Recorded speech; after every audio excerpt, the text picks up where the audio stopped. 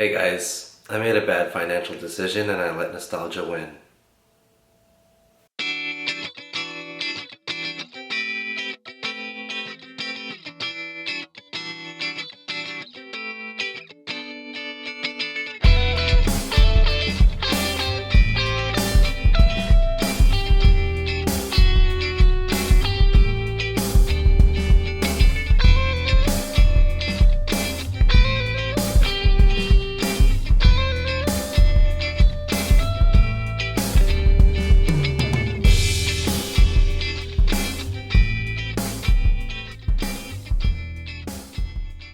So when I was 10 years old, I saw a guitar that I wanted.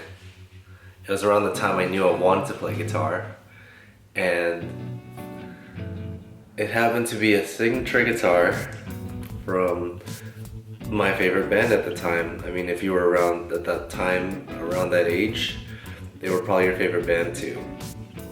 I'm speaking, of course, of Blink-182 and Tom Delonge's signature Strat. I know there's been a lot of reviews on this guitar already, and I'm a little bit late, but I was having an internal battle of whether or not to actually purchase this guitar. And I don't think a lot of the reviews are doing the guitar justice. I think they're missing a couple of things. There's like the obvious things, right? Like, okay, it's a hardtail, made in Mexico, Strat, one humbucker, one volume, no tone knob, rosewood, which is amazing. They haven't been producing that for the fingerboard. Maple neck, no logging tuners, like vintage style tuning heads. But there's a couple of other things that I want to go over that I don't feel like has been touched upon on other videos. Before I get into that though, I want to tell you why I got yellow. When I was a young boy and I saw a performance by Blink-182, Tom was playing the Daphne blue one that everyone knows, also the surf green one. There's also another one that's really easily recognizable. But I saw Tom play this yellow one at, I don't exactly remember what performance, but he was playing Adam's song with it, and it was out of tune. You could tell from like the beginning of the performance, it was just out of tune, and they played all the way through it.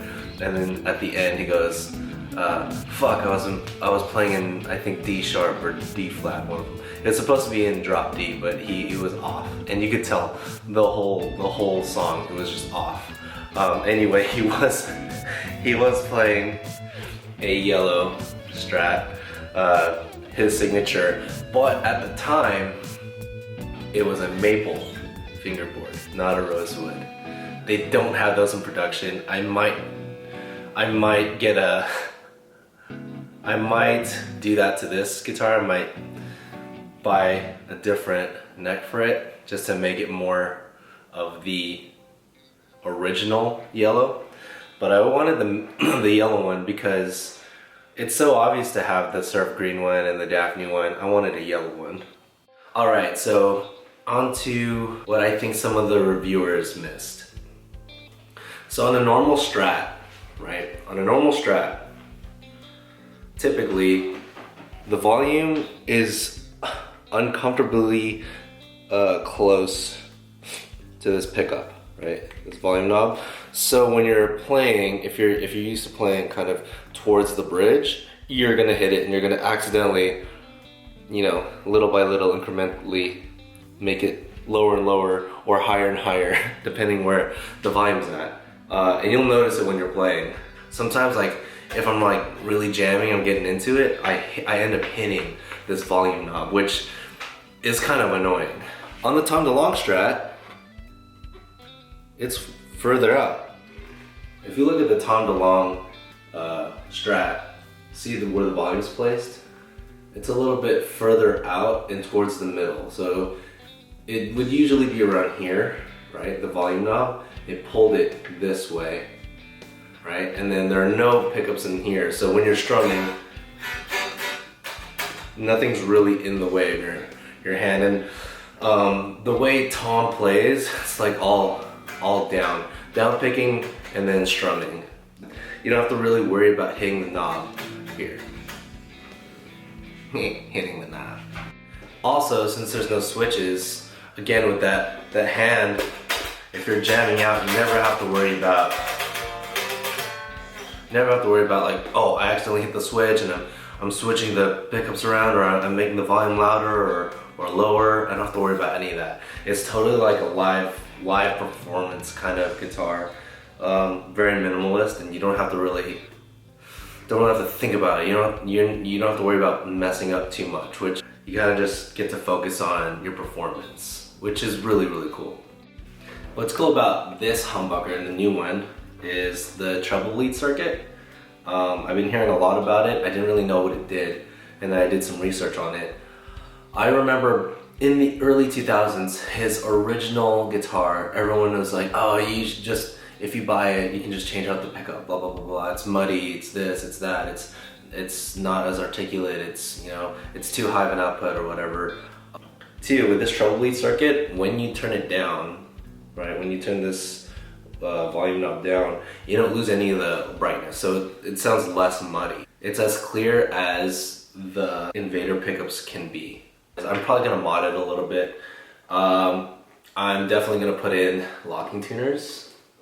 I don't like that it doesn't have locking tuners. I mean, honestly, I don't like the vintage stuff. I don't like the vintage tuners. They're kind of whack, to be honest with you. And maybe along the line, maybe I'll change the neck. We'll see. A couple of gripes though about it is, yeah, a lot of the people were saying, yeah, Mexican-made Strat. It's really expensive for a Mexican-made Strat. It is. It 100% is. I wish it came with a hard shell case. I would be okay with that. I would be okay with paying the $12.99 and having it with a hard shell case. That would make sense, right? Because let's face it too, like, guitars are kind of getting more expensive. Whether they're getting more popular, I don't think they're necessarily getting more popular, or maybe I don't know. But everything is getting more expensive. You can say inflation, you can say whatever, right? But the fact is, like, guitars are generally more expensive. My Telecaster Noventa was $9.99, right? Mexican-made Tele, one pickup.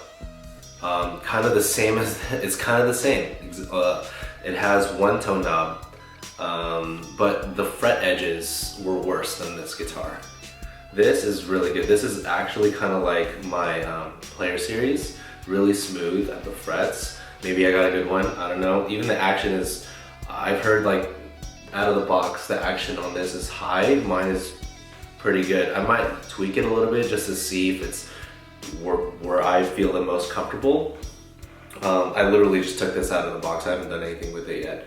It seems to be in tune, but yeah, I'll mess with it after the video some more. But I just wanted to go over kind of some of the specs. Another reason why I think it's kind of expensive is because before they released this reissue, if you guys were shopping on Reverb for one of the Tom Delonge signatures from the early 2000s, the original price, I believe, for Tom Delonge signature before was like $6.99 or $7.99, right? They were going for like $2,100. So this is a $900 discount for a brand new one. And it comes with a Tom, let it focus. Comes with a Tom plate. I don't know if you guys can see it, yeah. Behind it. So it's kind of like a collector's item. I'm not buying it for a collector's item. I plan on playing this, and I plan on playing it live. Probably like scuffing it up a little bit, making it mine, putting stickers on it. Like, this is gonna be one of my guitars, right? But I understand that you could have it as a collector's item, especially because, like, Blink-182, they're like a 30-year-old band. They just headlined Coachella. They just released an album. They just finished a tour. They're probably gonna make another album before they're done. Like, At this point, they're one of those classic rock bands from when we were younger that are like, you know, everyone's like, oh, they're a great band for like over 30 years, like our Metallica, Rolling Stones, all those big bands from before when we were younger, like listening to those, you know, classic rock bands. Essentially, that's what Blink-182 is going to be for this incoming generation. All right, I'm gonna mess with it, then I'll play out.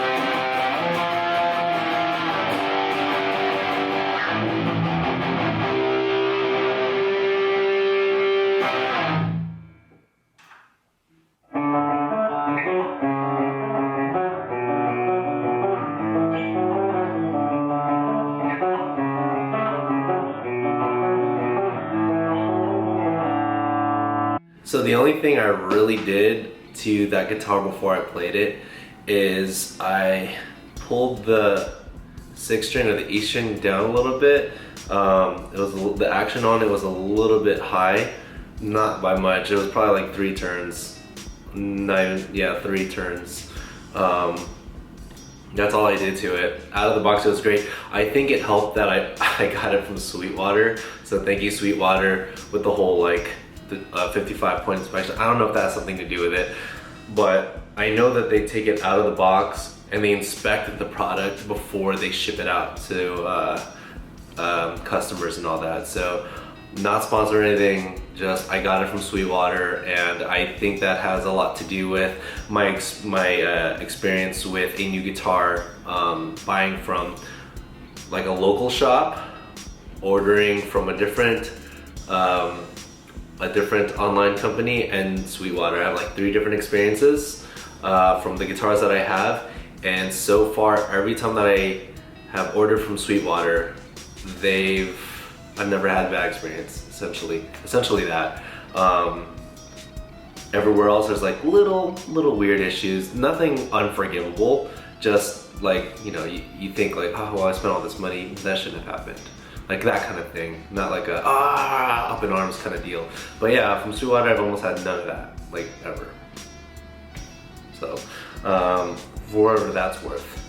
Thanks, guys. I'll play you guys out.